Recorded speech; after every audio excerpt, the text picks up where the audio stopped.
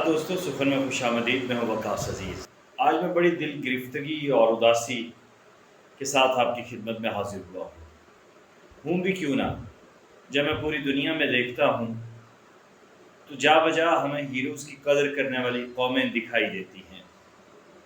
जब मैं अपने इर्द गिर्द सेहतमंद मुआशरों में नज़र दौड़ाता हूँ तो वहाँ पे हीरोज़ जन्म लेते दिखाई देते हैं, और जब मैं पाकिस्तान की तरफ पलट के आता हूँ तो मुझे यहाँ हीरो कुछ नज़र आते हैं। और जो हमारे हीरोज़ थे उन्हें भुलाने का अमल जारी है। फसाद का, बददियानती का, मुनाफ़िकत का, बेगैरती का चलन आम हो चुका है। निसार नासिक पाकिस्तानी शेरी रिवायत का ताबिंदा नाम, एक ऐसी शख्सियत जिन्होंने दिल दिल पाकिस्तान लिख कर पूरी दुनिया में पाकिस्तान के सब्ज़ हिलाली परचम को न सिर्फ सर बुलंद किया बल्कि पाकिस्तानी जो हमें मिली नग़्मे दिखाई देते हैं उनमें एक नई जिद्दत की तरह भी डाली, रिवायत भी डाली। जुनैद जमशेद मरहूम ने इस मिली नग़्मे को गाया था। स्क्रीन पर इस वक्त आप जिस बुज़ुर्ग को ये कसम कुर्सी की हालत में देख रहे हैं, ये जनाब निसार नासिक है। ये आपकी वफ़ात से चंद दिन कबल की वीडियो है और ये मुझे उनके मोहल्ले में से मेरे बड़े करीबी दोस्त और भाई जनाब जवाद वारसी ने दी है। और उन्होंने कहा बड़े दुखते दिल के साथ कि हम उस्ताद जी के पास जाया करते थे और बड़ी कोशिश की कि उनके लिए कुछ कर सकें, लेकिन कुछ ना हो सका। आप शायरों दीबों में मुनाफ़िकत ही इतनी है। किसी ने उन्हें ये कह दिया, किसी ने उन्हें उनकी ज़ात को, उनकी शख्सियत को निशाना बना दिया। और जब मैंने इन बातों की तस्दीक जवाद भाई से की, उनके अहले मोहल्ला से की, जो कि आइंदा आने वाले वीलॉग में आपको मैं शेयर करूँगा, आप देखिएगा कि कितना बड़ा शायर किस बुरी हालत में इस दुनिया से रुखसत हुआ है, तो सब ने इस बात की नफ़ी की कि ऐसा कुछ नहीं था। तो बड़े शफीक और नफीस इंसान थे, नफीस बुज़ुर्ग थे। वीडियो पर बात करना मेरे लिए बहुत मुश्किल हो रहा है। स्क्रीन पर आप देख रहे हैं निसार नासिक साहब की मुख्तलिफ तस्वीर भी देख रहे हैं। एक ऐसा शख्स जिसकी गज़ल में हमें बैक वक्त क्लासिकल, नौ क्लासिकल और जदीद रंग भी दिखाई देता है। एक ऐसा शख्स जिसने अपनी सारी ज़िंदगी इल्म व हुनर को दे दी, फ़न की आबियारी में लगा दी। एक ऐसा शख्स जिसने बिला तखसीस मोहब्बत बांटी। क्यों उसके साथ ऐसा हुआ? जब मैं इस सवाल का जवाब ढूंढने के लिए निकलता हूँ तो फिर मुझे आज जिन चीज़ों के हवाले से मैं आवाज़ बुलंद कर रहा हूँ, यही गिरोहान मुनाफिकीन सर बुलंद दिखाई देता है। यही वो लोग हैं जो ऐसे, देखिए, शायर फ़नकार हसास होता है, वो हाथ नहीं फैला सकता। उसकी अना, उसकी गैरत इस बात का तकाजा नहीं कर सकती। वो ये भी नहीं कहता कि मेरे घर में आकर दाने डालो। वो तो सिर्फ अपना हक, अपनी पजीराई और जो उसका बुनियादी राइट है वही मांगता है।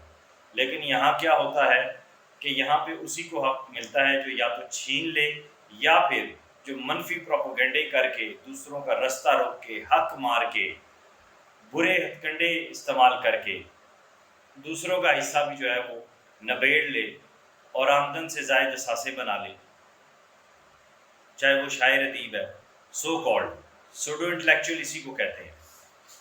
क्यों हुकूमत पाकिस्तान इस जानिब तवज्जो नहीं देती कि सिवाय गिने चुने जो 4-5 बड़े नाम सो कॉल्ड बने हुए हैं, या वो लोग जो आला सरकारी ओहदों पे फाइज हैं, वो जिसको रिकमेंड कर दें, जो उनके खसिया पोश हैं, कासा लेस हैं, जिनकी रिकमेंडेशन वो दे दें, वही जो है आगे आएंगे, उनके अलावा और कोई नहीं आएगा। क्यों ऐसे होता है?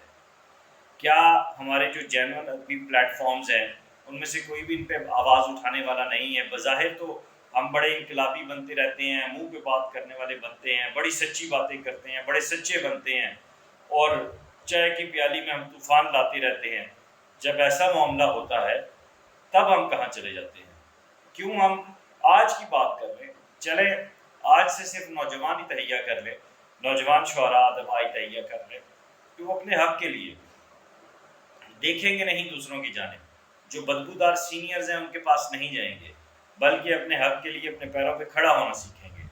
اور اس کے لیے لڑیں گے، تب ہی دیکھیں حکومت احساس دلانے سے بھی بسا اوقات احساس ہوتا ہے۔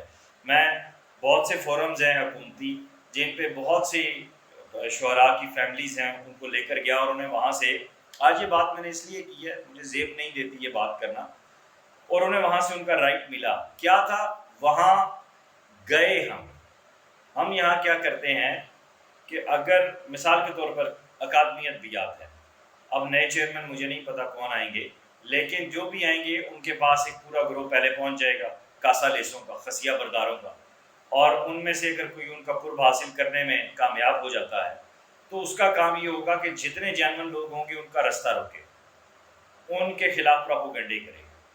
یہی حال آپ کو تمام سرکاری اداروں میں نظر آئے گا، چاہے وہ نیشنل بک فاؤنڈیشن ہے جو آج تباہ ہو چکا ہے، ڈاکٹر انعام الحق جاوید کے بعد وہاں پہ کچھ بھی نہیں ہے، اور پھر مقتدرہ قومی زبان نے تو خیر افتخار صاحب کے دور میں تھوڑا سا کام ہوا، اس کے بعد وہاں پہ بھی اللہ الو بول رہے ہیں۔ تو اب ڈاکٹر یوسف خشک ہیں، انہوں نے اکادمی ادبیات کو ماشاءاللہ جس طرح رن کیا، اللہ کرے آگے بھی کوئی نیک نیت شخص آئے، اور پھر باقاعدہ دیکھیں آپ سرکاری وظائف دیتے ہیں، بات درست ہے، لیکن یہ اب ان حکومتی اداروں کے ساتھ ساتھ ہمارے شاعر و ادیبوں کا بھی یہ فرض بنتا ہے کہ باقاعدہ ایسا لائحہ عمل بنایا جائے کہ جیسے صحافی کالونی ہے، جیسے پریس کلب کی بنیاد پر تمام صحافیوں کے لیے آپ کو میڈیکل فری ملے گا، آپ کو رہائش ملے گی، آپ کو ٹریولنگ کی جو ہے وہ سہولتیں ملیں گی، تو شاعروں و ادیبوں کے لیے بھی ہونا چاہیے، کیوں نہیں ہے ایسا؟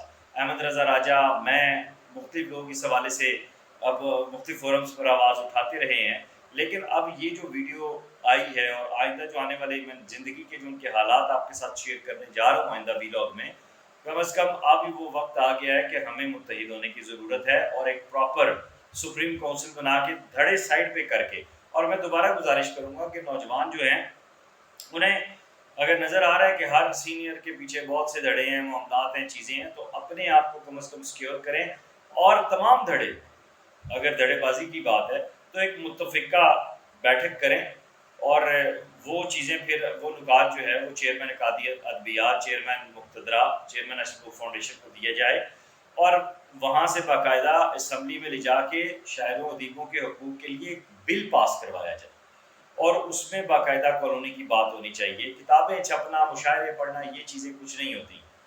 اب نثار ناسک صاحب کی فیملی جس حال میں ہے، حسن جاوید کی فیملی جس حال میں ہے، مطلب ان کی بیٹیاں، برا لگتا ہے بات کرتے ہوئے، ہماری بھی وہ بچیاں، اور اس طرح میں اس وقت انگلیوں پہ گنوا سکتا ہوں کہ میرے ساتھ کتنے ایسے شاعر ادیب رابطے میں ہیں جو عمر کے اس حصے میں جب وہ کسی کے آگے ہاتھ بھی نہیں پھیلا سکتے، انہوں نے زندگی بھر نہیں پھیلایا، لیکن کم از کم کسی کو کچھ کہہ نہیں سکتے، اور ان کے اپنے شاگردوں نے جو ان کا استحصال کیا وہ الگ داستانیں ہیں۔